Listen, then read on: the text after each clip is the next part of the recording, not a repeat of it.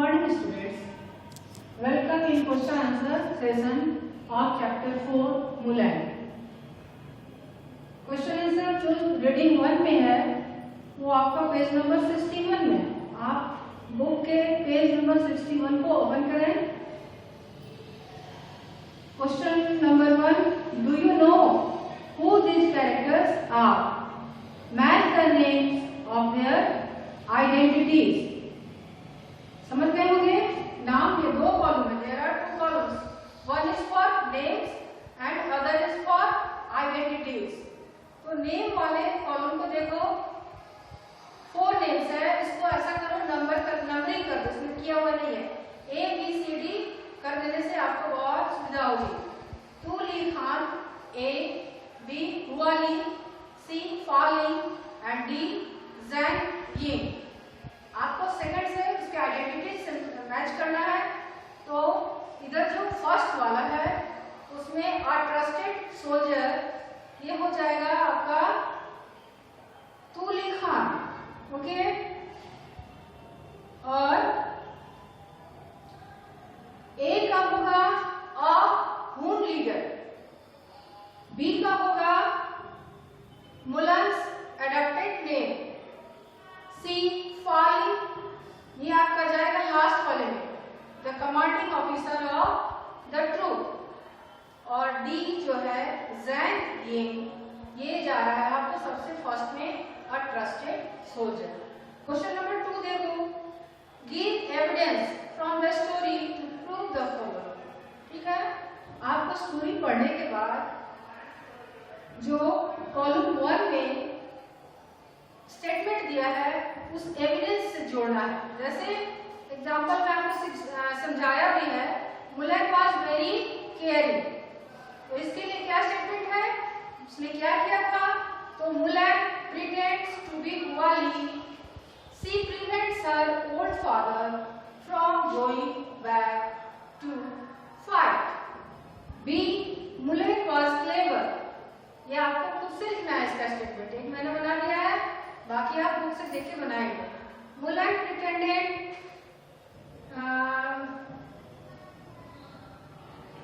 To surrender and defeated the enemies. ठीक है ना। उसके बाद सी में है Fa Li was a good leader. अब गुड लीडर वो किस क्वालिटी से, कौन सा वर्क उसका था, वो हम लोग इसमें लिखेंगे और इस तरह से A B C D E F सारे को कंप्लीट कर देंगे। अब है question number 3, who said this lines to whom and why? Very easy है, ये भी ए बी सी डी है। ए मैं करके बताती हूँ, all of us fought and own together. ये किसने कहा था? तो मुलन ने कहा था। और किसको? To the emperor. ऐसे ही आपको ये सॉल्व करना है। रीडिंग 2 का क्वेश्चन आंसर मैंने पीडीएफ में डाल दिया है, वो तुम लोग देख लेना, उस बेस पर अपना आंसर दिया करना। ठीक है, तो ज्यादा अच्छा रहेगा। वोकैबुलरी सेक्शन में देखिए क्या दिया है, मैस्कुलिन एंड फेमिनिन। मैस्कुलिन से आपको फेमिनिन बनाना है। मेल को मैस्कुलिन कहते हैं और फीमेल को फेमिनिन कहते हैं। इसमें आपका बना हुआ है ऑलरेडी, इस लिस्ट को पढ़िएगा और इससे और ज्यादा ग्रामर बुक से लेकर लर्न करिएगा। फादर का फेमिनिन क्या होता है? मदर। मैन का वुमेन। ठीक है, कुछ नोट है दिया हुआ इसमें। When we talk about people's professions, we no longer use many masculine and feminine forms. अलग अलग नहीं होता है, सेम ही यूज करते हैं। ठीक है, जैसे हम लोग यूज करते हैं नेचुरल एक्सप्रेशन। देखो मैच करके बताया भी है, क्या है मैथ में, पेज नंबर 63 में, match the old words in column A to the modern expression in column B. वो क्या है? तो दिया है हाउस वाइफ, इसका हाउस मेकर होगा। सेल्स गर्ल, सेल्स गर्ल का क्या होगा? सेल्स पर्सन हम लोग यूज करते हैं मॉडर्न लैंग्वेज में। ऐसे ही फायरमैन को हम लोग क्या कहते हैं? हम लोग बोलते हैं इसको फायर फाइटर। एक्ट्रेस को एक्टर भी कह सकते हैं। एयर होस्टेस को क्या बोलते हैं? Flight attendant. ऐसे ही चेयरमैन को चेयरपर्सन एंड पोस्टमैन को पोस्टल वर्कर। ये मैच करके आपको तो रिमेम्बर कर लेना है। इसके बाद ग्रामर पोर्शन में दिया है ऑर्डर में कैसे आप किसी भी एडजेक्टिव को नाउन के पहले यूज करते हैं। इसके लिए टेबल बनाया है। At first we have to use opinion as for example intelligent और इंटरेस्टिंग। उसके बाद अपीयरेंस, उसमें साइज से क्वालिटी होता है जैसे कि स्मॉल बिग। उसके बाद थर्ड आता है आपको एज और पीरियड जैसे new old, then colour and pattern red green. उसके बाद ओरिजिन और मटेरियल इंडियन हो, फ्रेंच हो, अमेरिकन हो। उसके बाद होता है टाइप या फंक्शन जैसे डांसिंग, पर्पस, कुकिंग, ये सब। और तब हम मेन बेस नाउन रखते हैं। अगर इतने सारे एडजेक्टिव्स हो या इससे कम भी हो तो उसको ऑर्डर में रखा जाता है, उसका रूल होता है। इस रूल को अच्छे से लर्न कर लेना। फिर दूसरा टेबल भी दिया हुआ है। ऐसे ही आपको अगर आर्टिकल उसमें आर्टिकल भी तो आप क्या कीजिएगा, at first we have to use article then opinion. मतलब जैसे चल रहा है वो आपको दिया हुआ है। हमारे बोलने से नहीं समझ में आऊंगा तो बुक में 64 में दिया है, बहुत अच्छे से समझ लेना क्योंकि ये बहुत अच्छा चीज होता है। ठीक है, इसके बाद आपको अरेंज करना है इसी चीज को, वो अरेंज कर लीजिएगा। डिक्शनरी वर्क में एब्रिविएशन सीखना है। हम लोग लिखते हैं, पीएम लिखते हैं, ऐसे ही कुछ एब्रिविएशन कंप्यूटर में यूज करते हैं, उसका फुल फॉर्म होता है, उसका नॉलेज दिया गया है। राइटिंग सेक्शन में आ जाओ पेज नंबर 65 में। पेज 65 में मान लो कि एक एग्जाम्पल दिया है, सिंपल सा सेंटेंस दिया है, द गर्ल डांस्ड, लड़की ने डांस किया। तो इसको जब हम इसकी सारी क्वालिटीज को एक ही लाइन में अगर बोलना चाहें तो इसके लिए हम लोगों को ध्यान में रखना पड़ता है क्या क्या, who, what, how, where, when. मतलब वो लड़की कैसी है, कौन है, फिर उसने क्या किया, कैसे किया, कहाँ किया और कब किया। तो इस तरह से वो सेंटेंस कैसे बन जाएगा, the happy girl danced cheerfully in the garden all day. Okay, और आपको 4 एग्जाम्पल भी है। द बर्ड्स फ्लू, इस पे आपको बनाना है, इसको बना लीजिएगा। लिसनिंग में स्टोरी सुनना है, जिसके पास ये उपलब्ध होगा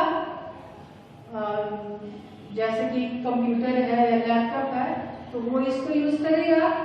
लाइफ स्किल में भी आपको दिया हुआ है कि कभी कभी हम लोग ऐसा सोचते हैं कि कोई भी काम जिसमें हम ये नहीं है, सक्षम नहीं है, एबल नहीं है, तो ऐसी स्थिति में उसके लिए लेबर करेंगे तो हमारा वो सही हो जाएगा। तो वो आपको ए बी 2 कॉलम में दिया गया है। मान लो दिस इज सो हार्ड, ऐसा सोचते कि बहुत हार्ड है तो तुम्हारे दिमाग में आता है अरे भाई इसके लिए हमको बहुत इफोर्ट लगाना है। और अगर तुम किसी को कुछ करते हुए देखते हो, बहुत अच्छा से बोल रहा है, बहुत अच्छे से लिख रहा है, कोई अच्छा ग्रामर का ट्रिक जाना है तो तुम सोचते हो चलो इससे सीख लेंगे। तो ऐसी स्थिति में हम क्या करते हैं, वो सीखते हैं। तो ये सब चीज दिया हुआ है एक्सप्रेशन, उसको आप पढ़िएगा। और अब इसके बाद हम लोग क्या करेंगे, ये चैप्टर इस तरह से एंड करेगा। जो हम लोग सेंटेंस मेकिंग वर्क कर रहे हैं उसमें हमने अफर्मेटिव बना लिया, आपने भी बनाया, मैंने नेगेटिव भी बताया और आपने भी किया। अब आज हम लोग उसी को इंट्रोगेटिव कैसे करते हैं वो सीखेंगे। एज फॉर एग्जाम्पल एक अफर्मेटिव सेंटेंस ले लो जो तुमने किया है, आई एम अनवेल। ओके, इसका नेगेटिव तो बना लो, बोलो आई एम नॉट अनवेल। क्योंकि क्या हम लोग बात किए थे, ये हम लोग टॉपिक के एक सब्जेक्ट के बाद जो हेल्पिंग वर्ब होता है नेगेटिव में, जस्ट उसके बाद हम नॉट यूज करते हैं। उन दोनों के बीच में कोई वर्ड नहीं होता और तब हमारा ऑब्जेक्ट होता है या जो भी अदर वर्ड्स होता है। तो ये नेगेटिव हो गया, उसको हम एक बार रिपीट कर लेंगे। और अब हम इंट्रोगेटिव पे बात करेंगे। उसका रूल है जो हमारा हेल्पिंग वर्ब है अफर्मेटिव सेंटेंस में, वो सेंटेंस के स्टार्ट में आ जाता है, शुरू उसी से करते हैं।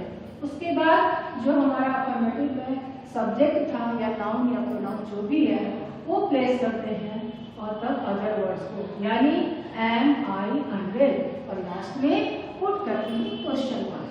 ठीक है, दूसरा सेंटेंस देखिए, ये आपका टेंस का है, सिंपल प्रेजेंट का। आई प्ले क्रिकेट, इसका थोड़ा चेंज हो जाता है। आई प्ले क्रिकेट, मैं क्रिकेट खेलता हूँ, क्या मैं क्रिकेट खेलता हूँ, इंट्रोगेटिव हो गया। तो ऐसे में हम लोग प्रेजेंट में सिंपल प्रेजेंट में डू यूज करते हैं, डू एंड डज। ठीक है, पर्सन आप जानते हैं, डज का यूज करेंगे थर्ड पर्सन सिंगुलर नंबर के पहले। कोई भी नाउन हो जो सिंगुलर उसके पहले हम डज यूज करते हैं और प्लूरल के पहले डू यूज करते हैं। बन गया do I play cricket and question mark. ये देखो थर्ड सेंटेंस, ये क्या है, सिंपल पास्ट है। सिंपल पास्ट के लिए आप सारे पर्सन के साथ फ्री हैं, आपको डिड यूज करना है। डज और डू का कोई प्रॉब्लम नहीं है। सेंटेंस में जैसे ऊपर से बताते आ रहे हैं, स्टार्ट कीजिएगा helping word did, then I play cricket. और डिड के साथ हमेशा वर्ब का फर्स्ट फॉर्म यूज होता है। ये पूरे लाइन में याद रखिएगा। आंसर भी लिखते हैं आप, यूज करते हैं या क्वेश्चन भी बनाते हैं तो आप हमेशा डिड के साथ D1 ही यूज करेंगे। उसके बाद लास्ट है ये सिंपल प्रेजेंट है, जिसमें हम लोग शैल विल यूज करते हैं। आपका सब्जेक्ट नेगेटिव में शैल नॉट विल नॉट, और जब इंट्रोगेटिव बनाएंगे तो यही जो हेल्पिंग वर्ब है शैल, वो सेंटेंस के पहले ऊपर की तरफ आ गया और shall I play cricket question mark बन गया। इसका प्रैक्टिस लगभग 20 सेंटेंसेस आपको बनाना है। खुद से सोच के आपका ट्रांसलेशन का बुक भी है, इससे बनाइएगा। That's all for today, thank you.